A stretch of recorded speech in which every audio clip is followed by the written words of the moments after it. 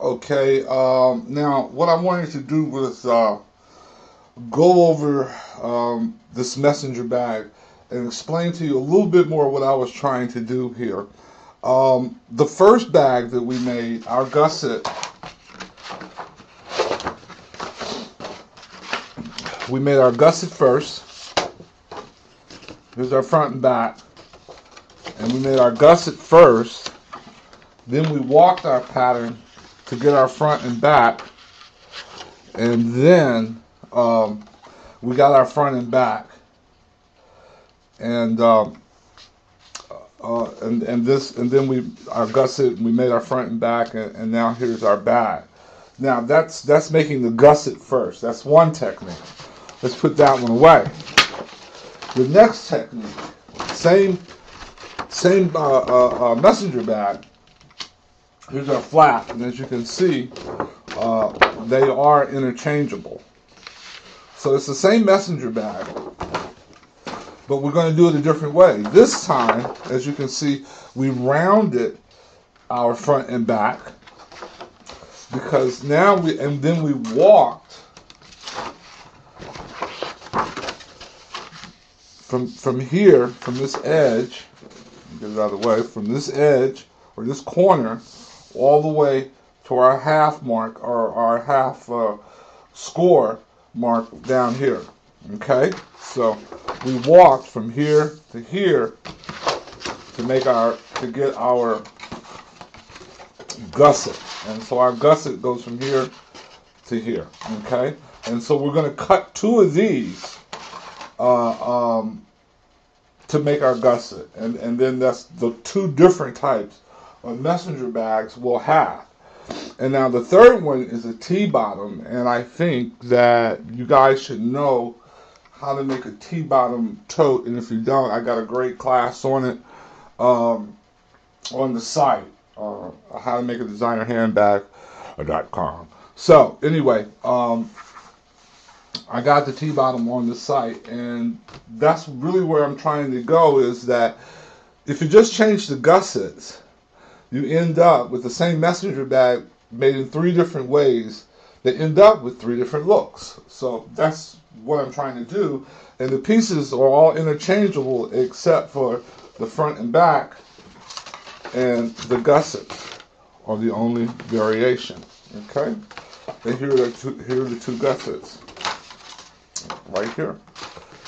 One gusset for our first bag and for our second bag. Okay, now we're going to go ahead and make our outside pattern, which is basically just adding 3/8 of an inch to this for seam allowance, and then we're going to make our lining pattern, which is going to be 1/16 smaller than your outside pattern, which is 3/8 larger than the master. So hopefully that's not confusing, and when you go to the website to look at this class, I'll have the notes there to refresh your memory. Okay, so we're going to go ahead and make those patterns, and then when we come back, we're going to go ahead and cut out our bag and start to sew. I'm not going to I'm not going to put any backing or anything in this bag. I don't think it needs it. I think when you're doing a messenger bag, you're using heavy enough material and strong enough material not to necessarily, in this particular case, need a lining. You may want to do some seam binding, but inside to cover up a little of your work, but that's about it. So anyway, we're going to go ahead and do that and get right back to you. So I'm basically making the outside pattern for the messenger bag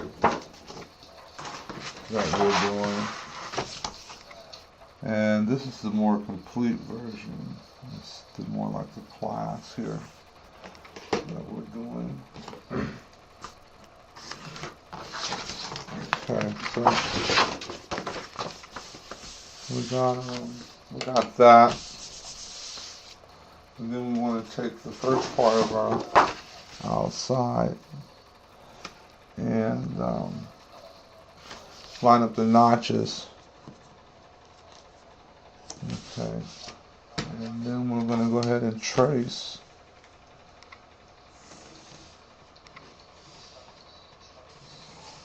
Okay. Okay.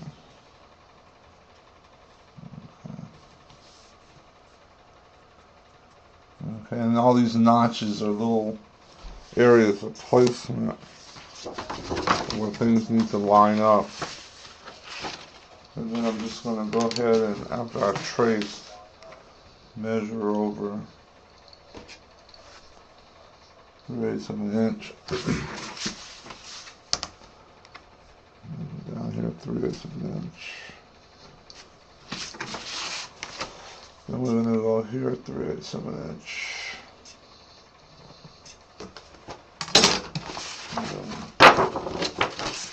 First we'll do this one.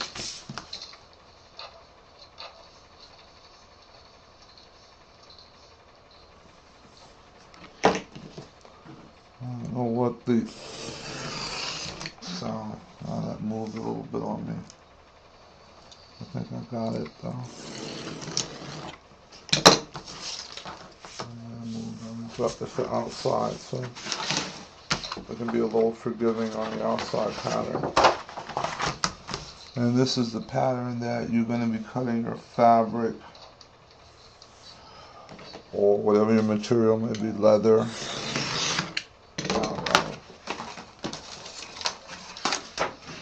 You may want to use a bigger seam allowance than I did. I'm just kind of used to a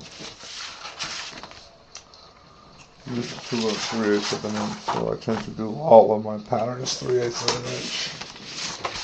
Now, these notches here are like my sewing work. You know where my 3/8 is, so I can try to stay as close to my seam allowance as I can, so everything stays in shape and is symmetrical. So I'm just going to be doing that for all my pieces. And then I'm going to go ahead and cut out my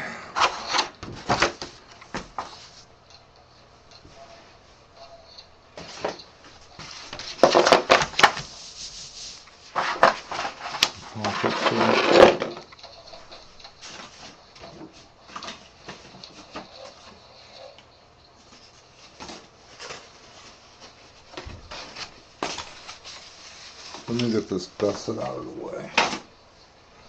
That's what I'm going to do. I'm going to get this, if I can find it, I'm going to get this gusset here out of the way. So, pattern paper. So, take this out of the way.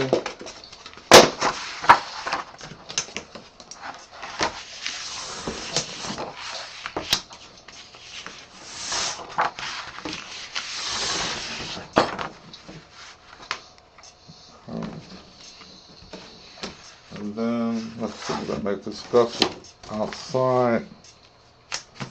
Pattern paper is going to be good enough. I'm going to just go ahead and sometimes I do this just to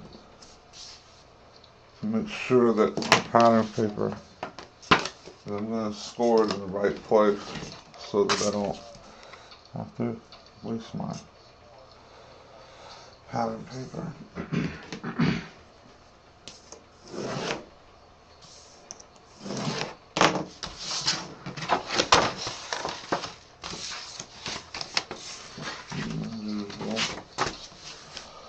Straighten one edge.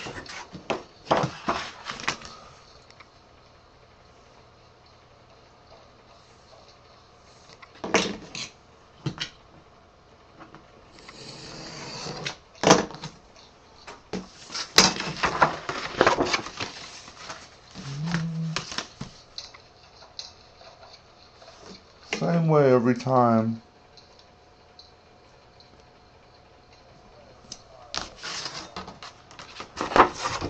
I hear some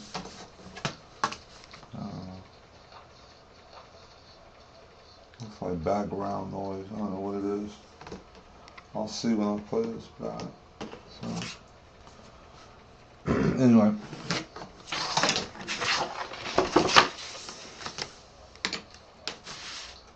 And we're gonna go ahead and look. I'm gonna trace this now. And we pretty much do this, like I said, same way every time.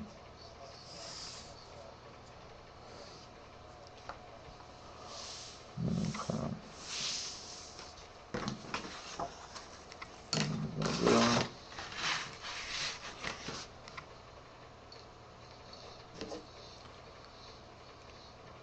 Create.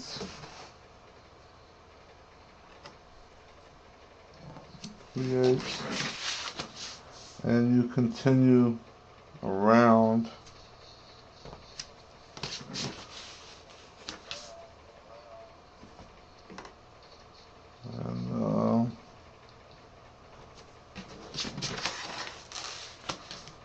And follow it around.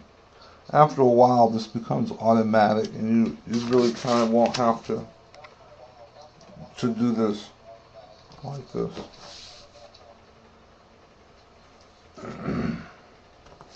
Okay. So I'm just gonna cut from here to here.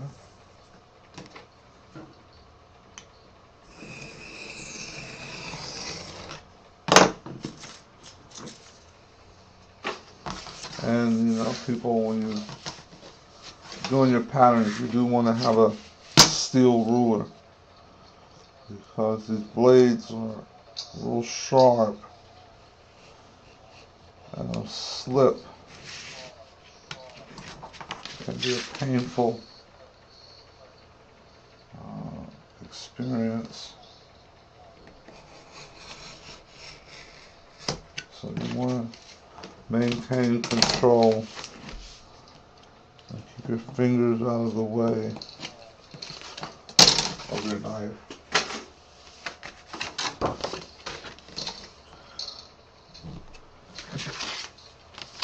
And one of the other things you don't want to do is work on your awl and your knife and your bare feet, which I sometimes do, because when it falls, it will cause blood to be shed. So anyway, okay, that's that. Just keep on going.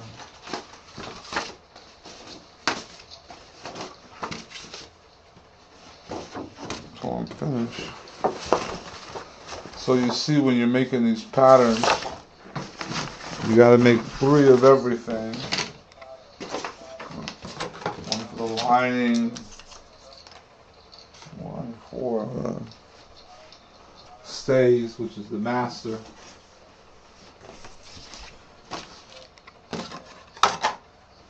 and one for the outside material. Okay.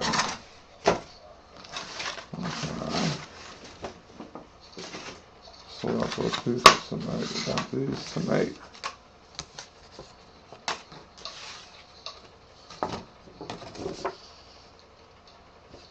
I got a gusset pocket to make.